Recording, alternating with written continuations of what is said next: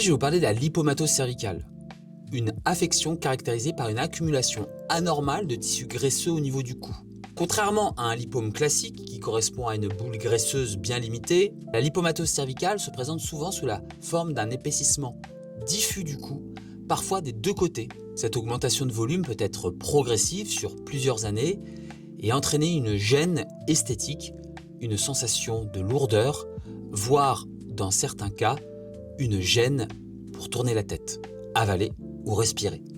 Le diagnostic repose sur l'examen clinique et sur l'imagerie, notamment l'échographie, le scanner ou l'IRM, qui permettent d'analyser précisément la répartition de la graisse et d'éliminer d'autres causes de masse cervicale. Certains facteurs de risque sont présents lors de la lipomatose, prédisposition génétique, histoire familiale, consommation d'alcool, et de rares syndromes peuvent effectivement survenir et expliquer une lipomatose cervicale. Lorsque la gêne devient importante, un traitement chirurgical peut être envisagé.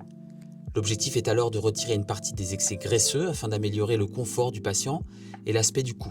Selon les cas, cette chirurgie peut être réalisée par des incisions discrètes placées dans des plis naturels du cou. Certaines situations nécessitent plusieurs interventions afin d'obtenir le meilleur résultat possible. Comme toute chirurgie, intervention, démarche diagnostique, thérapeutique, préventive, médicale, il existe des risques, hématomes, infections, irrégularités de contours de cicatrices visibles ou récidives progressives du tissu graisseux au fil des années. Ces éléments sont toujours discutés avant l'opération. La lipomatose cervicale est une maladie bénigne, mais elle peut avoir un impact important sur la qualité de vie et l'image de soi. Une consultation spécialisée permet d'évaluer précisément la situation et de déterminer si une surveillance simple ou un traitement chirurgical est le plus souvent adapté.